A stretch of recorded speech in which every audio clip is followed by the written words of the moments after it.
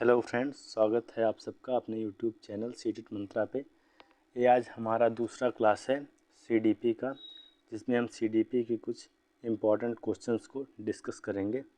तो आइए देखते हैं क्या है क्वेश्चन।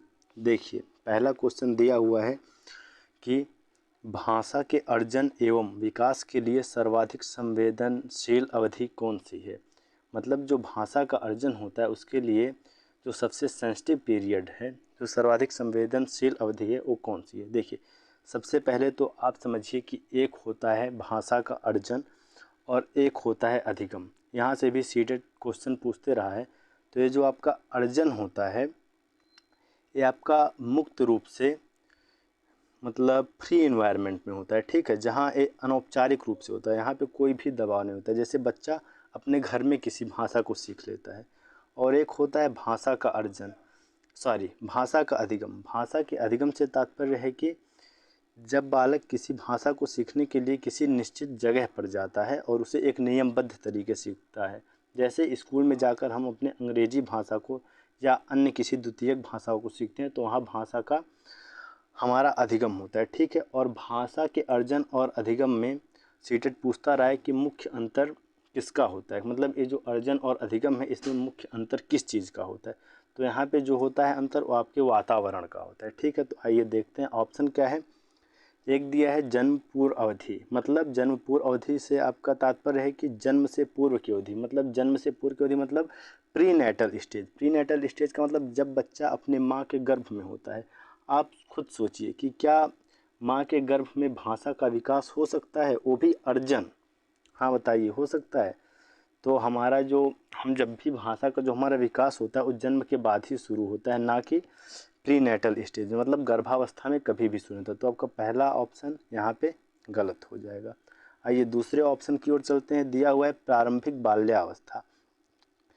चलिए ठीक है। और तीसरे ऑप्शन को देखते हैं मध्य बाल्यावस्था और किशोरा बाल्यावस्था। तो देखिए फ्रेंड्स, जो भाषा का अर्जन होता है वो सबसे अधिक तीव्र गति से, ठीक, वो आपका होता है प्रारंभिक बाल्यावस्था में। और आपकी जो प्रारंभिक बाल्यावस्था की अवधि है वो होती है 0 to 6 ईयर्स, मतलब जन्म से 6 वर्ष तक। और इसमें देखिए, जो आपके चॉम्स्की महोदय हैं वो कहते हैं कि जो आपके मस्तिष्क में एक डिवाइस होती है जिसको कहते हैं एलएडी डिवाइस होती है, जो भाषा, जिसे आप हिंदी में कहेंगे भाषा अधिग्रहण यंत्र, ठीक है।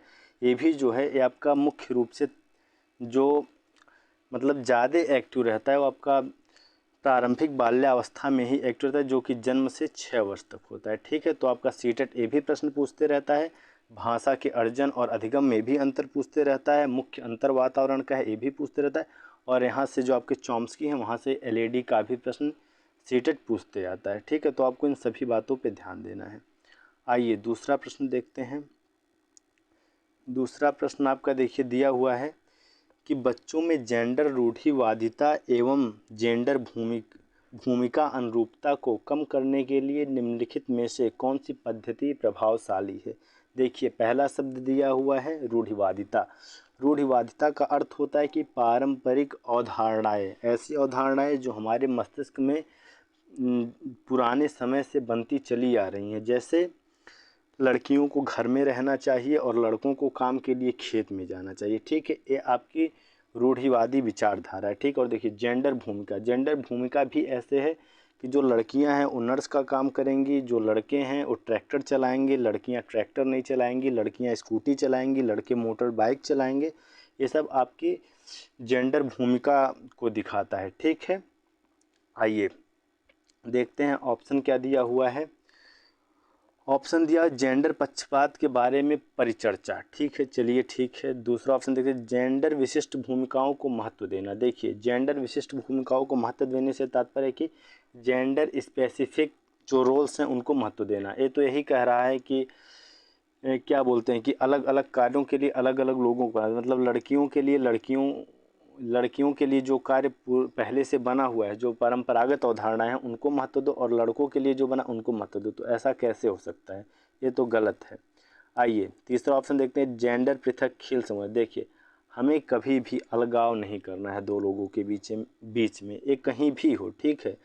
कि आपको अलगाव कर देना है, बच्चों को अलग बैठा देना है, कुछ बच्चों को इधर कर देना है, कुछ बच्चों को उधर कर देना है, लड़कियों के लिए अलग प्रणाली अपनानी है, लड़कों के लिए अलग प्रणाली अपनानी, ये सब जेंडर पक्षपात को दर्शाते हैं। ठीक है, तो यहाँ पे जेंडर पृथक समूह बनाना गलत है। ठीक, आइए चौथा ऑप्शन देखते हैं, जेंडर पृथक, ये भी वही कह रहा है कि लड़कियों को अलग पंक्ति में बैठा दो, लड़कों को अलग पंक्ति में बैठा दो, ये भी बात आपकी गलत है। ठीक है, देखिए ऑप्शन बचता है पहला, जेंडर पक्षपात के बारे में परिचर्चा। मतलब जेंडर पक्षपात के बारे में कि आप अपनी क्लास में ऐसा मतलब परिचर्चा कराएंगे, ठीक है, ऐसे वाद विवाद को मतलब छेड़ेंगे जिसमें लड़कों से कहा जाएगा कि ये काम क्यों लड़कियां करती हैं, लड़के क्या नहीं कर सकते, क्या इस काम को लड़कियां नहीं कर सकती। ऐसे बातों में रखकर इसमें बच्चे स्वतंत्र रूप से अपने भावों को प्रकट करेंगे और वो एक दूसरे को समझेंगे, जिससे आपका जेंडर पक्षपात के बारे में उनमें अवेयरनेस बढ़ेगा। ठीक है, तो आपका दूसरा का एक ऑप्शन सही है। ठीक, आइए तीसरा प्रश्न देखते हैं। तीसरा प्रश्न देखिए, आपका दिया हुआ है कि निम्नलिखित में से किस मनोवैज्ञानिक ने बच्चों को ज्ञान के सक्रिय जिज्ञासु के रूप में देखते हुए उनके चिंतन पर सामाजिक एवं सांस्कृतिक विषय वस्तुओं के प्रभाव को महत्व दिया। देखिए यहाँ बात किसकी आ रही है, सामाजिक एवं सांस्कृतिक विषय वस्तुओं की। मतलब देखिए 3 शब्द है, समाज और आपका दूसरा शब्द है संस्कृति और तीसरा शब्द है भाषा।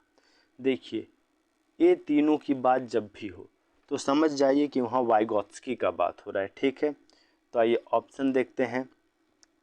ऑप्शन दिया हुआ है थॉर्नडाइक, लेओ वाइगॉत्स्की, जीन पियाजे, लॉरेंस कोहलबर्ग। देखिए यहाँ पे सीधे सीधे आपको लेओ वाइगॉत्स्की दिख रहे हैं। थॉर्नडाइक का जो है ये ट्रायल एवं एरर, मतलब ये कहते हैं कि आप अभ्यास करिए और त्रुटि करिए, जितना आप अभ्यास और त्रुटि करेंगे आप उतना ही सीखेंगे। जीन पियाजे रेडिकल कंस्ट्रक्टिविस्ट हैं, ये कहते हैं कि बच्चे को आप स्वतंत्र रूप से छोड़ दीजिए, वो ज्ञान का निर्माण स्वयं करेगा। ठीक है, बस आप उसको सहायता बीच बीच में उपलब्ध कराते रहिए, बाकी बच्चा स्वतंत्र रूप से एक्टिवली, ठीक है, अपने जो नॉलेज है उसका कंस्ट्रक्ट करेगा। ठीक है, और कोहलबर्ग जो है वो मौलिकता की बात करते हैं। आइए अगला प्रश्न देखेंगे, चौथा प्रश्न। देखिए चौथा प्रश्न आपका दिया हुआ है कि बच्चों को संकेत देना तथा आवश्यकता पड़ने पर सहयोग प्रदान करना निम्नलिखित में से किसका उदाहरण है। ठीक है, दिया हुआ है आपका प्रबलन, अनुबंधन, मॉडलिंग, पाठ या ढांचा। देखिए ये जो मतलब क्या कर रहा है कि बच्चों को संकेत देना तथा आवश्यकता पड़ने पर सहयोग प्रदान करना निम्नलिखित में से किसका उदाहरण है। इसकी भी बात जो है आपकी वाइगॉत्स्की करते हैं। ठीक, जिसमें आपका क्या होता है, ये जो पाठ है ये विकल्प आपका सही होगा। इसको अंग्रेजी में इसके फोल्डिंग कहते हैं। ठीक, और जो इसके फोल्डिंग है, जो आपका ये पूरा प्रोसेस है, इस पूरे प्रोसेस को नाम देते हैं ZPD, zone of proximal development. और जो ये आपका ZPD होता है, इसको समझिए कि आपके ZPD में क्या होता है कि आपका ये जो दायरा है इसे आप मान सकते हैं कि ये ZPD है, ये आपका बच्चा है।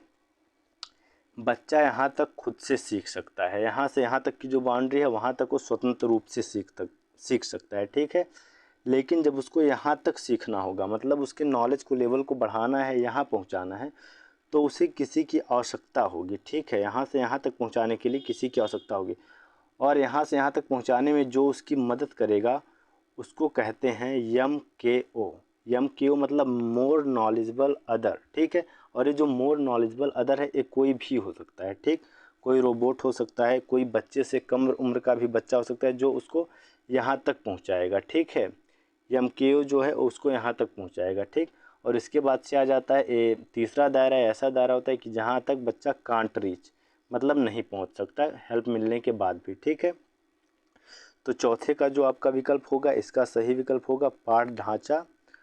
ये जो आपका चौथा है पाठ या ढांचा, और इसी को अंग्रेजी में इसके फोल्डिंग कहते हैं। ठीक है, और ये भी सीटेड प्रश्न पूछते रहता है कि जो आपका ये जेडपीडी है मतलब समीपस्थ विकास का क्षेत्र है, ये कैसा होता है। ठीक, मतलब इसमें परिवर्तन हो सकता है कि नहीं, तो ये आपका जो होता है ये आपका गतिशील होता है। गतिशील का मतलब डायनामिक होता है आपका। ठीक है, गतिशील का मतलब ये आपका डायनामिक होता है।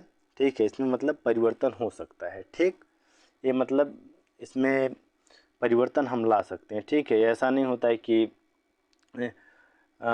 एक ही जगह पे रुका रहे। ठीक है, ये डायनामिक होता है। ठीक, और आइए आपका देखते हैं पांचवा प्रश्न। लेकिन पांचवा प्रश्न देखने से पहले यहाँ जो शब्द दिया है इसको समझिए, मॉडलिंग। मॉडलिंग का मतलब होता है कि समाज में जो भी वस्तुएं उपस्थित हैं, ठीक है, उनको जब देख के बच्चा अनुकरण करके सीखता है तो उसे ही मॉडलिंग कहते हैं। मॉडलिंग थियोरी जो है वो आपके एल्बर्ट बंडूरा ने दिया है। आइए पांचवा प्रश्न देखेंगे। पांचवा प्रश्न आपका क्या कह रहा है कि बच्चों के संज्ञानात्मक विकास के संदर्भ में निम्नलिखित में से कौन सी पियाजे की संरचना है। ठीक, ये पूछ रहा है कि निम्नलिखित में से कौन सी पियाजे की संरचना है। ठीक है, तो आप देखिए यहाँ पे दिया हुआ है स्कीमा, अवलोकन, अधिगम, अनुबंधन, प्रबलन। देखिए आपका जो अनुबंधन है, अनुबंधन की बात आपका कौन करता है, पावलोव करते हैं। ठीक है, अनुबंधन की बात इवान पावलोव करते हैं।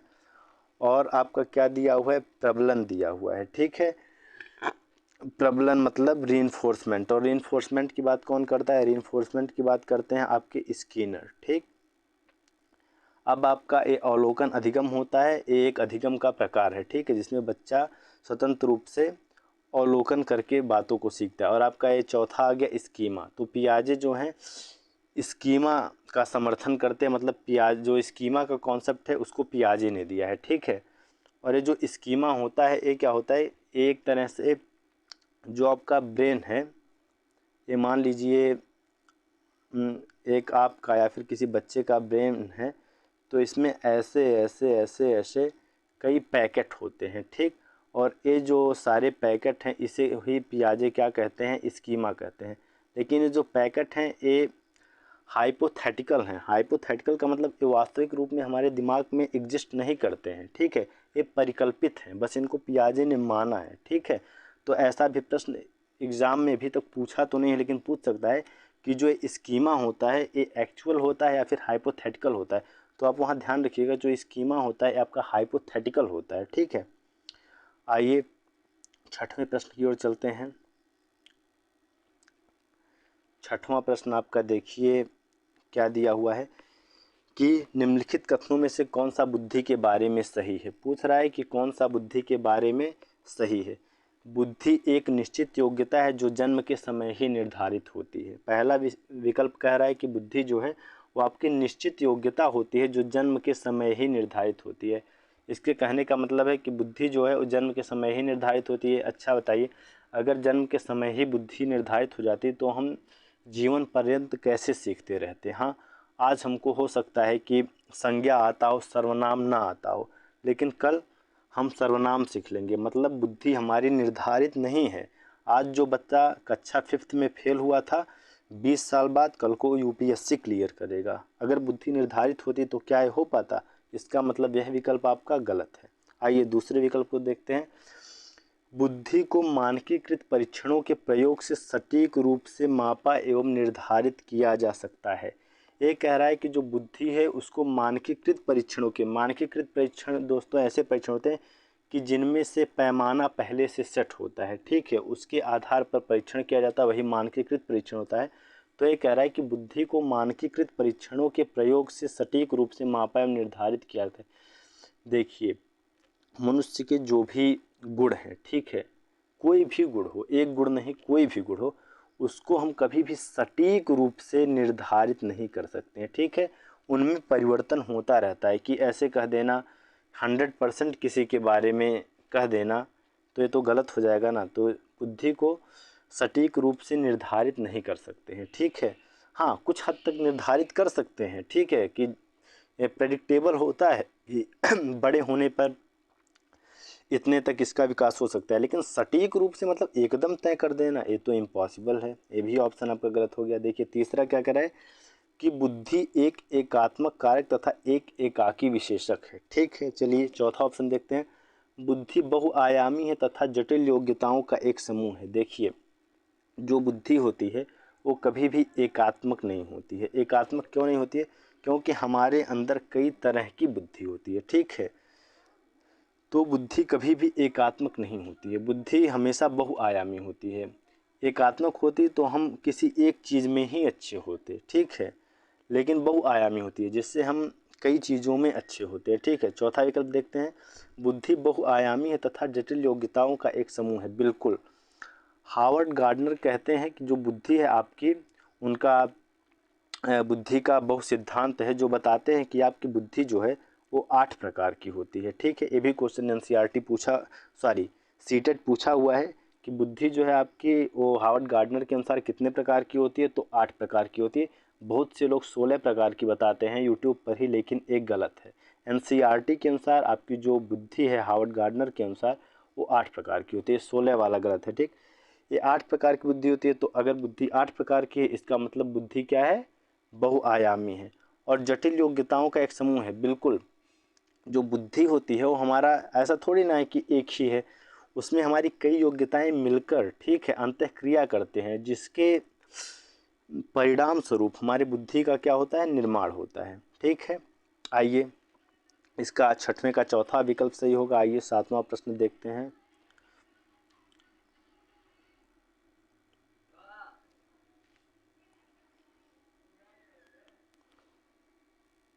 सातवां प्रश्न देखिए दिया हुआ है कि जो रूही है, रूही हमेशा समस्या के एकाधिक समाधानों के बारे में सोचती है। इनमें से काफ़ी समाधान मौलिक होते हैं। ठीक है, रूही किन गुणों का प्रदर्शन कर रही है? ठीक है, रूही जो है वो एकाधिक समाधानों को आते हैं। एकाधिक मतलब एक से अधिक, मतलब मल्टीपल वे में सोचती है। ठीक है, कोई प्रॉब्लम है तो बस ये नहीं सोचते कि इस प्रॉब्लम का बस एक ही समाधान है, वो उस प्रॉब्लम का कम से कम 4 से 5 समाधान है और अधिक समाधान सोच सकती है। ठीक, और क्या कह रहा है कि इनमें से काफ़ी समाधान मौलिक है। मौलिक का मतलब होता है आपका कि जो आपके नए हों, ठीक है, नेचुरल हों। ठीक, ऐसा नहीं कि किसी का सुना हुआ है या कहीं से पढ़ा हुआ है, जो है वो खुद से सोच रही है, मौलिकता है उसमें। ठीक है, तो पूछ रहा है कि उसमें किन गुणों का प्रदर्शन कर रही है। देखिए पहला विकल्प दिया है सृजनात्मक विचारक, ठीक है, दूसरा दिया है अभिसारिक विचारक, ठीक है, तीसरा दिया हुआ है अनम्य विचारक, चौथा दिया हुआ है आत्म केंद्रित विचारक। देखिए ये दिया हुआ है सृजनात्मक विचारक। सृजनात्मक विचारक मतलब सृजन का मतलब होता है उत्पन्न करना। ठीक, सृजन का मतलब क्या होता है? उत्पन्न करना। और सृजनात्मक विचारक वही होता है, मतलब सृजनात्मक मतलब क्रिएटिव थिंकर। सृजनात्मक विचारक का मतलब क्रिएटिव थिंकर वही होता है जो एक ही समस्या के कई समाधान अलग अलग तरीके से ढूंढ सकता है। ठीक है, तो इस प्रश्न का जो आपका उत्तर होगा वो पहला ऑप्शन यहाँ पे सही हो जाएगा। ठीक है, और ऐसा भी पूछ लेता है कि जो सृजनात्मकता है इसके जो गुण हैं वो क्या है, तो वहाँ पे आपको विकल्प में मौलिकता दे देगा। ठीक है, तो वहाँ पे आपको मौलिकता सही करना होगा। आइए दूसरा विकल्प देखते हैं। दूसरा विकल्प दिया अभिसारिक विचारक। ठीक है, अभिसारी का मतलब होता है कन्वर्जेंट। अभिसारी जो होता है ये मौलिकता के ठीक विपरीत होगा। ठीक, अभिसारिक विचार जो होगा वो मौलिक कभी नहीं सोचेगा। ठीक है, वो हमेशा एक दिशा में सोचेगा। ठीक है, और उसके विचारों में क्या है? मौलिकता कभी नहीं होगी। ठीक, और देखिए तीसरा दिया हुआ है अनम्य विचारक। अनम्य विचारक का मतलब है कि जो एक ही सोच पे टिका रहे। ठीक है, मतलब उसकी सोच में विचार में दृढ़ता हो, मतलब इनफ्लेक्सिबल हो उसका सोच। ठीक है, और जो मौलिक विचारक होगा वो हमेशा कैसा सोचेगा? फ्लेक्सिबिलिटी होगी। ठीक है, फ्लेक्सिबिलिटी होगी उसके उसमें थिंकिंग में। और जो अनम्य विचारक है एक ऐसा सोच रहा है, इनफ्लेक्सिबल सोचेगा। ठीक है, मतलब इसके सोच में फ्लेक्सिबिलिटी नहीं होगी, वो दृढ़ होगा कि नहीं इस प्रश्न का यही, इस समस्या का एक ही समाधान हो सकता है। ठीक है, आत्म केंद्रित विचारक ये तो फिलोसफर वगैरह होते हैं, इसका संबंध यहाँ कुछ भी नहीं है। ठीक है दोस्तों, तो आइए आठवां प्रश्न देखते हैं। आठवां प्रश्न दिया हुआ है कि शिक्षण अधिगम प्रक्रिया में वंचित समूह से संबंधित विद्यार्थियों के द्वारा सहभागिता कम होने की स्थिति में एक शिक्षक को क्या करना चाहिए। मतलब शिक्षण अधिगम प्रक्रिया जो है उसमें जो वंचित समूह से संबंधित, जैसे आप अपने खुद गांव समाज में देखे होंगे कि कुछ गरीब घरों के बच्चे हैं जो स्कूल जाने में असमर्थ होते हैं, ठीक है, या फिर जो ट्राइबल समूह के बच्चे हैं, मतलब जो अब तक स्कूल नहीं आ पाए हैं, ऐसे बच्चे, ठीक है, जो मतलब हाशिए पे हैं, ठीक है, जो विद्यालय से दूर हैं, अभी वंचित हैं, ऐसे विद्यार्थियों को क्या करना है, सहभागिता कम होने की स्थिति में, मतलब ऐसे बच्चे जो हैं वो कोई क्लास में कोई गतिविधि चल रही है तो उसमें क्या है, अपनी सहभागिता पार्टिसिपेशन अच्छे से नहीं कर पा रहे हैं, ठीक है, कम कर रहे हैं, खुद को उतना कंफर्टेबल नहीं महसूस कर रहे हैं, क्योंकि वो लोग इस शुरुआत से भी स्कूल आए नहीं है तो कंफर्टेबल कैसे महसूस करेंगे। तो ऐसी स्थिति में आपको एक टीचर के रूप में क्या करना है, ठीक है। तो आइए विकल्प देखते हैं।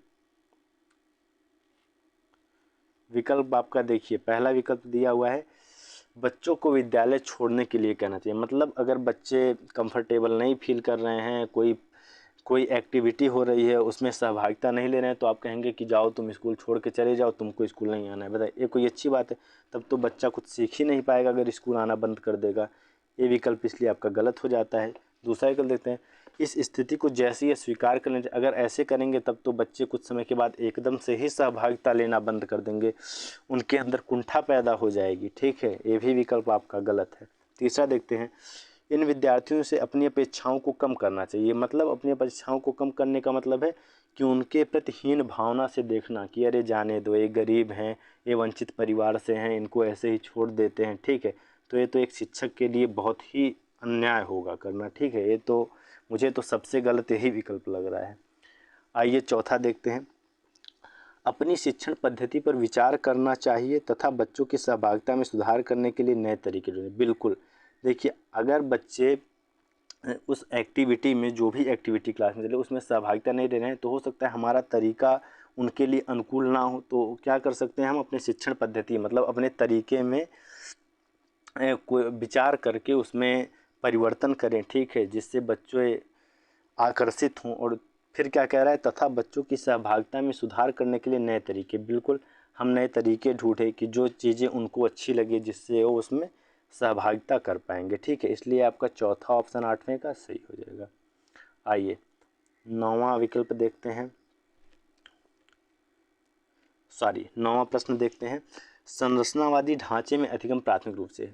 कल भी मैं आपको बताया था कि जो संरचनावाद है वो कहता है बच्चा स्वतंत्र रूप से सीखेगा, ठीक है, बच्चा स्वयं अर्थ का निर्माण करेगा, ठीक है, बच्चे को किसी भी प्रकार से प्रेशराइज नहीं किया जाएगा, मतलब उस पर किसी भी प्रकार का भार नहीं डाला जाएगा, बच्चे को स्वतंत्र रूप में रखा जाएगा, वो समाज से अंतःक्रिया करेगा, उसके बाद से लोगों से अंतःक्रिया करेगा, अपने पीयर्स मतलब क्लास के लोगों से अंतःक्रिया करेगा, और वो जो ज्ञान है उसका निर्माण स्वयं करेगा। संरचनावाद हमारा यही कहता है, ठीक है।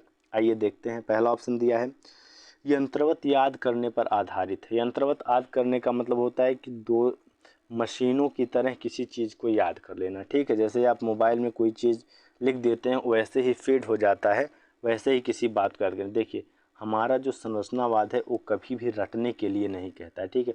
वो कहता है बच्चा समझेगा, समझ करके ज्ञान को अपने अंदर अंतर्निहित करेगा, ठीक है, वो कभी भी रटेगा नहीं। मतलब यंत्रवत तो दूर की बात है, वो याद भी नहीं करेगा, वो समझेगा, समझ के उसका अर्थ निर्माण करेगा स्वयं में, ठीक है। तो ये विकल्प आपका गलत है। जहाँ भी रटने पर बल दिया जाए, याद करने पर बल दिया जाए, वो यंत्रवत शब्द तो देखते ही दोस्तों भाग जाइए, ठीक है, वो विकल्प आपका कभी सही नहीं होगा। तो आपका पहला विकल्प यहाँ गलत हो जाता है। दूसरा देखते हैं, दूसरा आपका कह रहा है कि प्रबलन पर केंद्रित है। प्रबलन मतलब रीइंफोर्समेंट, प्रबलन की बात व्यवहारवादी करते हैं, ना कि संरचनावादी, ठीक है। अनुबंधन द्वारा अर्जित होता है, ठीक है, अनुबंधन द्वारा अर्जित होता है। अनुबंधन द्वारा मतलब अनुबंधन के द्वारा अर्जित होने का मतलब है कि एक सिलसिला है जो चलते रहता है जिससे अर्जित होता है, तो अर्जित नहीं होता है अनुबंधन के द्वारा, ठीक है। अनुबंधन का मतलब होता है कि एक क्रम में, ठीक है। तो ऐसा संरचनावादी ये नहीं कहते हैं कि बच्चा क्रम में ही सीखेगा, ठीक है। चौथा विकल्प देखते हैं, अवबोधन की प्रक्रिया पर केंद्रित है, ठीक है। अवबोधन का अर्थ होता है आपका जानना, मतलब कि आपको रियलाइज हो अंदर से किसी चीज़ के बारे में, बस जानना ही नहीं, आप उसको महसूस करके समझ रहे हैं, ठीक है। ये नहीं कि बस जान के, आप अंदर से उस चीज़ को फील कर सकते हैं, उसके बारे में आपके मस्तिष्क में एक मैप बन जाए, ठीक है। तो संरचनावाद जो है आपका वो यही कहता है कि अवबोधन की प्रक्रिया पर प्राथमिक रूप से जो आपका अधिगम है वो केंद्रित होता है, ठीक है। कि आप जो हैं स्वतंत्र रूप से किसी चीज़ को रियलाइज करेंगे तब सीखेंगे, ठीक है। ऐसा नहीं है कि बस किसी चीज़ को रट लिए हो गया। आइए 10वां प्रश्न देखते हैं। देखिए आपका 10वां प्रश्न कह रहा है कि छात्र केंद्रित शिक्षा छात्र की क्या विशेषता है। छात्र केंद्रित शिक्षा छात्र की विशेषता का मतलब कि जो चाइल्ड सेंटर्ड एजुकेशन है उसकी जो विशेषता है वो क्या है। ये तो प्रश्न आपके लिए काफ़ी ईजी होगा। देखते हैं। केवल पाठ्य पुस्तकों पर निर्भर होना। देखिए कल भी मैंने बताया था कि जहाँ विकल्प में केवल शब्द आ जाए वहाँ 99% आपका चांस होता है कि वो विकल्प गलत है, ठीक है। दूसरा देखते हैं, बच्चे के अनुभव को प्रमुखता देना। ठीक है भाई, जो बच्चा अपने घर से अनुभव करके आया है आप उसको प्रमुखता दे रहे हैं, मतलब आप उसकी सराहना कर रहे हैं, ये नहीं कह रहे हैं कि ये गलत है जो तुम घर से अनुभव कर रहे हैं आप, बल्कि अनुभव को आधार बना करके जो कक्षा में आपको अपना विषय वस्तु पढ़ाना है उसे उसके अनुभव से जोड़ के पढ़ा रहे हैं। ये बिल्कुल बात सही है। देखिए फिर यंत्रवत याद करना, मैंने कहा है कि याद करना शब्द ही अपने आप में इनफ है, ठीक, गलत ठहराने के लिए। लेकिन यंत्रवत लिख के तो ये सोने पे सुहागा कर दे रहा है, ये भी आपका विकल्प गलत हो जाएगा। चौथा देखते हैं, योग्यता के आधार पर विद्यार्थियों को नामांकित करना तथा वर्गीकरण करना। देखिए ये जो वर्गीकरण करना शब्द है मतलब सेग्रीगेशन, ये आपका बिल्कुल भी गलत है। आपको विद्यार्थियों को कभी भी अलगाव नहीं करना है, ठीक है। ऐसा करने पर विद्यार्थी जानते हैं लो फील करेंगे। लो फील करने का मतलब है कि स्वयं में अच्छा उनको नहीं फील होगा, उनको लगेगा कि यार मैं इस क्लास के काबिल नहीं हूँ, ठीक है। तो ऐसी स्थिति में उनमें क्या होगा, कुंठा पैदा होगा, ठीक है। कुंठा सबसे ज़्यादा यहाँ पे कुंठा ही पैदा होगा, ठीक है। तो ये विकल्प भी आपका गलत हो जाएगा। और 10वां का आप देखिए, बच्चों के अनुभव को प्रमुखता देना, यही विकल्प आपका सही है। जहाँ आप बच्चों को प्रमुखता देंगे वही विकल्प हमेशा सबसे ज़्यादा उचित माना जाएगा, ठीक है। आइए 11वें प्रश्न की ओर चलते हैं। देखिए 11वां प्रश्न आपका दिया हुआ है कि संवेग एवं संज्ञान एक दूसरे से, मतलब पूछ रहा है कि संवेग एवं संज्ञान डॉट डॉट डॉट एक दूसरे से पूर्णतया अलग हैं, स्वतंत्र हैं, सन्निहित हैं, संबंधित नहीं है। देखिए ये अगर आप ध्यान दिए होंगे कल के क्लास में तो कल आपको बताया था कि संवेग एवं संज्ञान एक दूसरे से बाई डायरेक्शनल हैं, इंटर रिलेटेड हैं, ठीक है। तो देखिए पूर्णतया अलग है ऐसा नहीं है, संवेग और संज्ञान पूर्णतया अलग नहीं है, ठीक है। ये दोनों एक दूसरे को प्रभावित करते हैं, ठीक है। अगर स्वतंत्र होंगे, देखिए पूर्णतया अलग होना स्वतंत्र होना ये सब बात एक ही है, ठीक है। स्वतंत्र नहीं है, ठीक, इंडिपेंडेंट नहीं है, ठीक है। और आपका देखिए तीसरा ऑप्शन दिया हुआ है सन्निहित, मतलब सन्निहित है। सन्निहित का मतलब होता है मिले हुए हैं, एक दूसरे से जुड़े हुए हैं, ठीक है, इंटर रिलेटेड हैं। तो हाँ ये बात बिल्कुल सही है कि जो संवेग और संज्ञान है ये एक दूसरे से एकदम इंटर रिलेटेड हैं, जुड़े हुए हैं, मिले हुए हैं। संबंधित नहीं है तो ऐसा भी नहीं है, ठीक है। आइए आपका 12वां प्रश्न देखते हैं। 12वां प्रश्न देखिए, फिर संरचनावाद से ही कुछ पूछा है। देखिए 12वां प्रश्न आपको पूछा, संरचनावादी सिद्धांतों के अनुसार अधिगम के बारे में निम्नलिखित कथनों में से कौन सा सही है। देखिए फिर संरचनावाद का बात आया तो बच्चा सक्रिय होगा, सक्रिय रूप से ज्ञान का निर्माण करेगा, अर्थ का निर्माण करेगा, समाज के साथ अंतःक्रिया करेगा, ठीक है। उसे कोई भी पुरस्कार वगैरह नहीं दिया जाएगा, ठीक है। आइए देखते हैं, पहला विकल्प दिया हुआ है अधिगम पुनरुत्पादन एवं स्मरण की प्रक्रिया है, ठीक। देखिए अधिगम पुनरुत्पादन मतलब रिक्रिएशन या रीजनरेशन, मतलब अधिगम को जो अधिगम उसको रीजनरेट करेंगे। और स्मरण, तो स्मरण की प्रक्रिया तो संरचनावाद मतलब रटने की प्रक्रिया तो कभी नहीं है, ठीक है। देखिए यंत्रवत याद करने की प्रक्रिया, फिर वही बात कह रहा है कि याद करना ही मैं कह रहा हूँ अपने आप में काफ़ी है गलत ठहराने के लिए। यंत्रवत शब्द का प्रयोग करके इसको एकदम 100% गलत कर दे रहा है। देखिए तीसरा ऑप्शन दिया है अधिगम आवृत्तीय संबंध के द्वारा व्यवहारों का क्या है, अनुबंधन है। ठीक, देखिए आवृत्तीय संबंध, आवृत्तीय संबंध मतलब कि आवृत्ति मतलब क्रम में चलते हुए, ठीक है, क्रम में चलते हुए जो आपके व्यवहार हैं उनका अनुबंधन है। तो ऐसा बिल्कुल भी नहीं है, ठीक है, कि आप एक ही चीज़ को दोहरा रहे हैं, बार बार दोहरा रहे हैं। यहाँ दोहराने के बजाय समझा जाता है। आवृत्ति का मतलब होता है दोहराना, ठीक है, तो दोहराने की बजाय संरचनावाद कहता है कि बच्चा समझेगा, ठीक है, समझ के अर्थ निर्माण करेगा। तो ये कह रहा है आवृत्तीय संबंध के द्वारा व्यवहारों का अनुबंधन है। तो ऐसा बिल्कुल नहीं है, आवृत्तीय संबंध के द्वारा व्यवहारों का अनुबंध नहीं हो सकता, ठीक है, क्योंकि आप क्या कर रहे हैं, बार बार दोहराव, मतलब एक तरह से आप रटने के लिए ही कह रहे हैं, इसलिए ए विकल्प भी गलत है।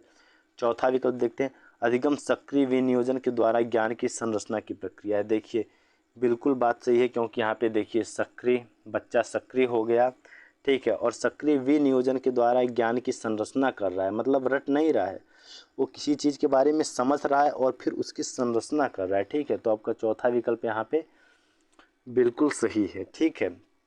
और आपका विनियोजन का मतलब होता है जुटाना, मतलब सक्रिय रूप से जो तथ्य हैं उनको जुटा रहा है, फिर उनके द्वारा ज्ञान की संरचना कर रहा है, ठीक है। तो संरचनावाद इसे ही अधिगम के बारे में सही मानता है, ठीक है। आइए 13वां प्रश्न देखते हैं।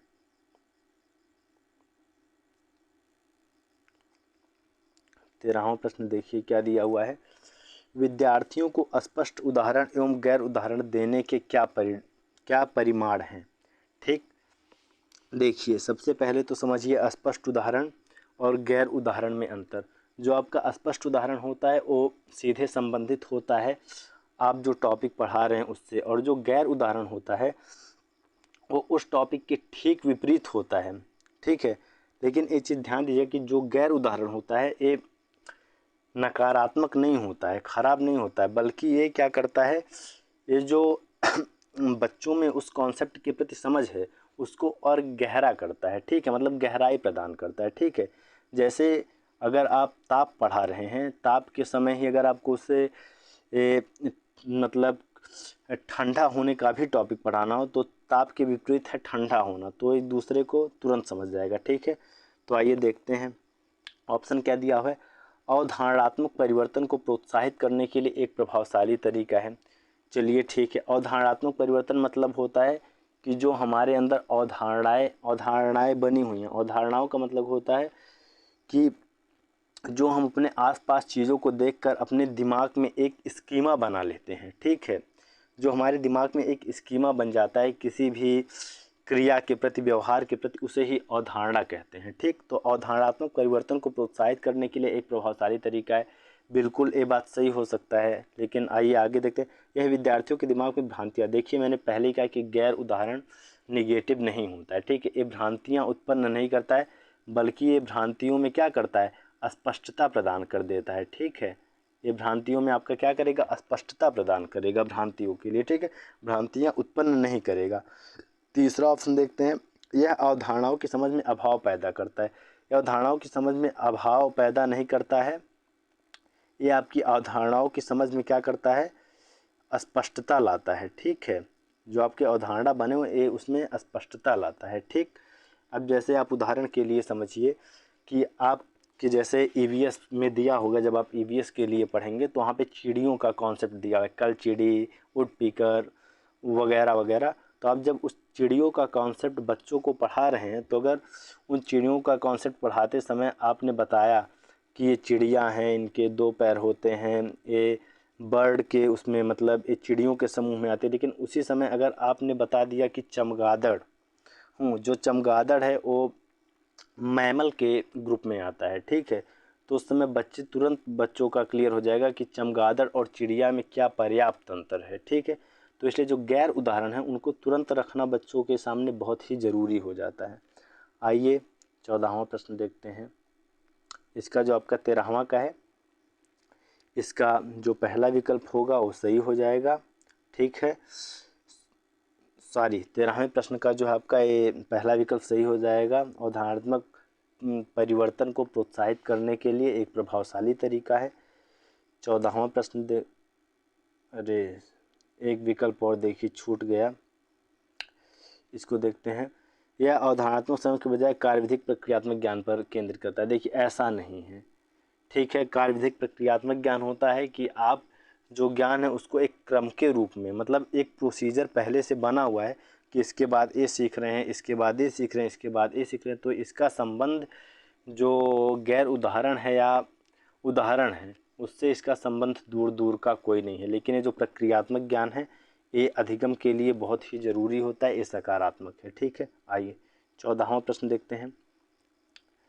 14वां प्रश्न आपका देखिए दिया हुआ है, बच्चों को अधिगम गतिविधियों में भागीदारी करने के लिए लगातार पुरस्कार देने व दंड देने का प्रयोग करने से क्या प्रभाव पड़ता है। ठीक है, देखिए दंड और पुरस्कार की बात आपका कौन करता है, आपको मैंने कल भी बताया था, आज भी बता रहा हूँ।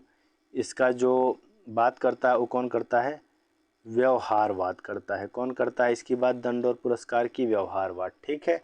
व्यवहारवाद कहता है कि बच्चे को पुरस्कार दो तब वो सीखेगा, लेकिन पुरस्कार के अभाव में वो सीखना बंद कर देगा। एक कौन कहता है, संरचनावाद, ठीक है।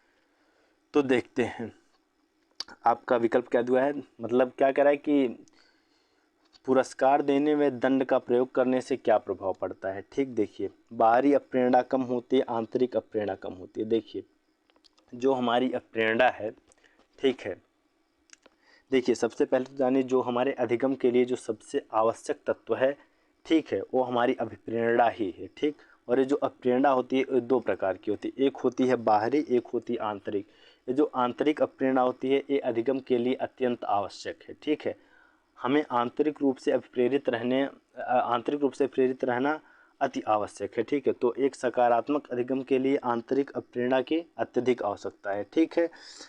तो ये भी आपका सीटेट जो है वो प्रश्न पूछते रहता है कि मतलब अधिगम के लिए कौन सी प्रेरणा ज़्यादा जरूरी है, आंतरिक या बाहरी, ठीक है।